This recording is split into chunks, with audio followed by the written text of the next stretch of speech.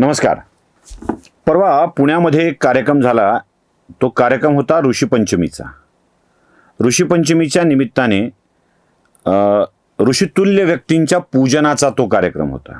साधारण पुण्यामधल्या आपापल्या क्षेत्रात भरपूर योगदान दिलेल्या 10-15 ऋषितुल्य व्यक्तींचा, काही स्त्रियांचा काही पुरुषांचा सत्कार तिथे झाला. त्या परशुराम हिंदू सेवा संघाने मला त्या कार्यक्रमासाठी बोलवलं होतं आणि जाऊन तिथे लोकांना बोलून त्यांना वंदन करून त्यांचं पूजन करून आलो. मला हा कार्यक्रम आवडला, चांगला वाटला आणि आयोजकांना मी विचारलं की ऋषीपूजनाचा कार्यक्रम का घ्यावा वाटला. तेव्हा त्यांनी सांगितलं की आमच्याकडे एक पंडितजी होते, त्यांच्या कार्यक्रमाची ही परंपरा होती, त्या लोकांचा आदर केला जावा आणि ऋषीपंचमीचा दिवस त्यासाठीचा योग्य आहे, म्हणून आम्ही हा कार्यक्रम पुढे कंटिन्यू करायचं ठरलेलं आहे. खूप छान वाटलं. त्या परंपरेचा पायीक होण्याची पात्रता माझ्या अंगी यावी म्हणून मी सदैव प्रयत्न करीन, हे 10 वर्ष सलग केलेल्या प्रतिज्ञेचं हे पालन आत्ता करतायत हे बघून खूप बरं वाटलं. भाद्रपद महिन्यातल्या चतुर्थीला गणेशाचं आगमन होतं. खरं तर भाद्रपद चतुर्थी ही गणेशाची जन्मदिनांक आहे. आपल्याकडं इसवी सणानुसार बघितला जातो, पण हॅपी बर्थडे जो गणेशाचा होतो तो भाद्रपद चतुर्थीला होतो.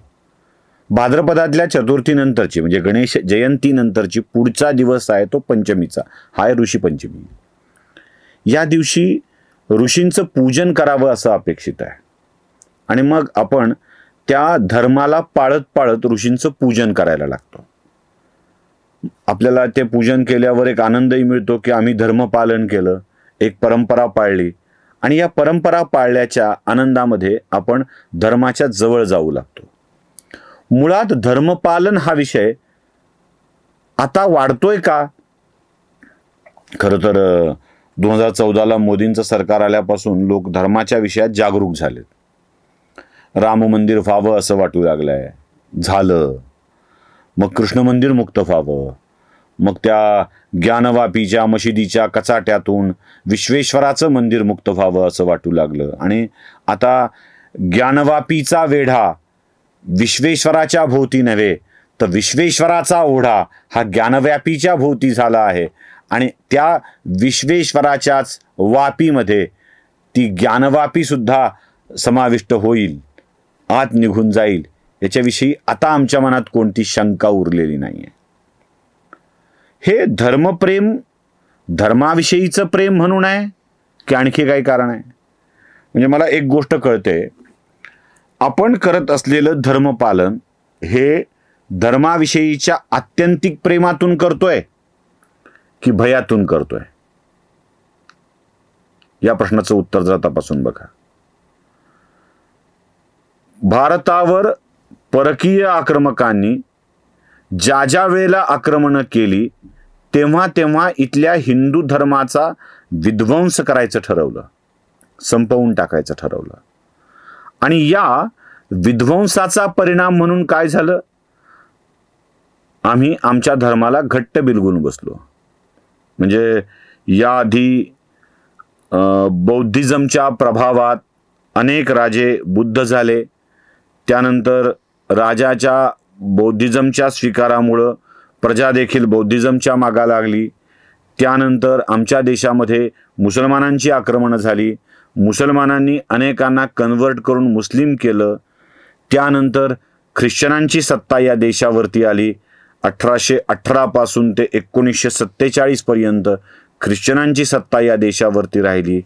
ख्रिश्चनांनी कन्व्हर्जनचं मोठं जाळं उभा केलं. जेव्हा आमचा धर्म असुरक्षित आहे असं आम्हाला वाटू लागलं तेव्हा आम्ही आमच्या धर्माला धर्मप्रिय लोकांनी घट्ट बिलगून बसायला सुरुवात केली आणि असाच असतो आमचा धर्म हे सांगायला सुरुवात केली.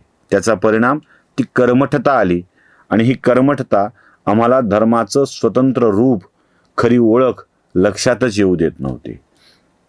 म्हणून त्यात चांगलं काय आहे हे कळण्यापेक्षा आम्हाला भय वाटून आम्ही धर्माचे पालन करू लागलो. देव पाप देईल, याने नुकसान होईल, नरकात जावं लागेल, नरकात खूप त्रास होईल, देवाची अवकृपा होईल, या भयाने आम्ही धर्मपालन करू लागलो. म्हणजे आमच्या धर्मपालनाचा हेतू त्रास होऊ नये असा होता, मंगल व्हावं असा नव्हे. मला सांगा, दानव आणि देवात फरक आहे ना? त्याच्या मनासारखं नाही वागल्यावर जो अमंगल करेल तो दानव, आणि तुम्ही कसंही वागा, तुमचा जो मंगल करेल तो देव. देव त्रास देईल अशी संकल्पना असू शकेल का? हां, अर्थात तो दुर्लक्ष करू शकतो आणि देवाच्या दुर्लक्षाने तुम्ही उडू शकता. पण भय हे आमच्या धर्मपालनाचा आधार बनता कामा नये. धर्माप्रतीचं प्रेम हे आमच्या धर्मपालनाचं कारण असलं पाहिजे. झालं काय मंडळी, आम्ही भयापोटी शॉर्टकट्स अवलंबू लागलो. जसं आमच्या शिक्षणामध्ये डिग्र्या आल्या आणि डिग्र्या मिळवून डिग्री जे मिळवू शकत नाहीत त्यांच्यासाठी डिप्लोमा आला. शॉर्ट 4 वर्षाची डिग्री असेल, 3 वर्षाचा डिप्लोमा असेल. आम्हाला डिप्लोमाही खूप लांब वाटू लागला, म्हणून सर्टिफिकेट कोर्स आले. Certificate course in computer operation, diploma in computer engineering, BTech in computer engineering. म्हणजे आम्ही आमच्या ज्ञानाला छोटं छोटं छोटं छोटं करत येऊ लागलो, कारण उत्पन्नासाठी पटकन काहीतरी हवं. कम्प्युटर ऑपरेटरची नोकरी करायची असेल तर आम्हाला सर्टिफिकेट कोर्स घ्यायला हवा किंवा MSCIT करायला हवं. कम्प्युटर ऑपरेटर म्हणून कामाला लागतो, 10-1 हजार मिळवू शकतो आणि पोट भरतो. आणि डिग्री करणारे लाखो रुपये कमवू लागले. आम्ही जसा विद्येचा संकोच केला ना, तसा धर्माचा संकोच करायला सुरुवात केली. आणि देव पटकन पावेल यासाठी काय हा विचार आम्ही करू लागलो. आणि आमच्या समोर आली ती ही शॉर्टकट देणारी माणसं. 1 लोटा जल, 1 बेलपत्र. रोज सकाळी उठावं, तांब्याच्या भांड्यात पाणी घ्यावं, महादेवाच्या पिंडीला अर्पण करावं, बेलपत्र व्हावं, आमचं कल्याण. पोरग अभ्यास करो न करो, मधल्या बोटाने बेलाच्या मधल्या पानाला गंध लावून महादेवाच्या पिंडीला चिकटवलं की अभ्यास न करता पोरग पास. हा असला भंपकपणा सांगणारी माणसं अवतीर्ण झाली. अवतीर्णच केवढे महान आत्मे अवतीर्ण झाली. आणि यांनी धर्माचा संकोच करत शॉर्टकट करांगायला सुरुवात केली. आणि हे आमच्याकडे ऋषी मुनी म्हणून बसले. आणि आम्ही अशा ऋषी मुनींचं पूजन करून, धर्माला शॉर्टकट करून स्वतःचं चांगलं होण्याची अपेक्षा करू लागलो. शक्य आहे का ते? नाही होणार. अशाने आमचं कल्याण होणार नाही. जंतर मंतर, जादू टोना, गंडे दोरे, झादेवाला पाणी, बेलाचं पान, तुळशीचं पान इकडं तिकडं वाहिल्याने आमच्या आयुष्यात यश मिळत नसतं, तर ते ज्ञानाने भक्तीने मिळवावं लागतं हे सांगणाऱ्या ऋषींना आपण विसरलो. ऋषींचे 2 प्रकार आहेत. एक असा ऋषी, असा संत, असा महात्मा जो ज्ञानमार्ग सांगतो. बस ज्ञान मिळवा. चरकसंहिता कळून घ्या, शल्यचिकित्सा कळून घ्या, अर्थशास्त्र कळून घ्या, योग कळून घ्या, विज्ञान कळून घ्या. त्वं ज्ञानमयोसी विज्ञानमयोसी हा गणपतीच्या श्लोकातला शब्दच आम्हाला कळला नाही. हे ज्ञान विज्ञान याचं ज्ञान आमच्या समोर आणणारे तेही ऋषीच. पातंजली योग सांगणारे पातंजली महर्षी सुद्धा ऋषीच. आम्ही त्यांची पूजा सोडली आणि 1 लोटा जल, 1 बेलपत्रच्या मागं लागलो. कोणीतरी सुरतेतले बाई पोटावरून हात फिरवते आणि लेकरू होतं या अंधविश्वासामध्ये हजारो लोक सुरतेला गाडी करून जाऊ लागले आणि त्या बाईला संतत्व बहाल करून टाकलं, मोठेपण बहाल करून टाकलं.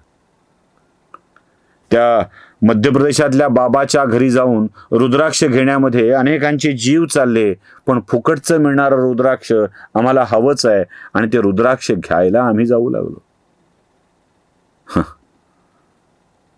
आणि ऋषीपंचमी साजरी करून ऋषींचं पूजन करतोय. कोणत्या ऋषींचं पूजन करतोय हे आम्हाला समजणार आहे का? धर्माला असं शॉर्टकट करता येऊ शकेल का? इतक्या शॉर्ट पद्धतीनं धर्म समजता येऊ शकेल का? ज्ञानी माणसांना ऋषी समजून त्यांचं पूजन केलं पाहिजे. आणि दुसरा प्रवर्ग येतो तो भक्तांचा. ज्ञान द्यायचंय ना देवा, दे ना मग आम्हाला. कृपा करायची आहे ना, कर ना मग आमच्यावरती. आम्ही तुझे भक्त आहोत. आणि त्या भक्तीत तल्लीन होणारी माणसं यांनाही ज्ञान प्राप्त होतं बरं का. बस त्याची भक्ती. हनुमंत रामभक्त होते, तुलसीदास रामभक्त होत्या. वृंदावनात बरसाण्यामध्ये त्या कान्हाची वर्षानुवर्ष वाट बघणाऱ्या गोपिका भक्त आहेत. त्याही ऋषितुल्य होऊन जातात. राम आएंगे हा विश्वास ठेवून पंपा सरोवराच्या काठावरती झोपडी बांधून राहणारी शबरी, मातंग ऋषीची शिष्या शबरी, ही ऋषी ठरते. आम्ही ज्ञान आणि भक्ती, भक्तीतही वेळ लागतो. मंदिरात गेलं, 1001 रुपयाची पावती फाडली आणि थाटात जाऊन अभिषेक केला म्हणजे आम्ही भक्त झालो असं होत नाही. अशाने मंदिरात आपली पाटी लागू शकेल. रंगकाम केलं, दिवे लावले, फरशी काम केलं, दगड बसवला, अशी पाटी लागू शकेल. भक्त होता येईल की नाही माहीत नाही.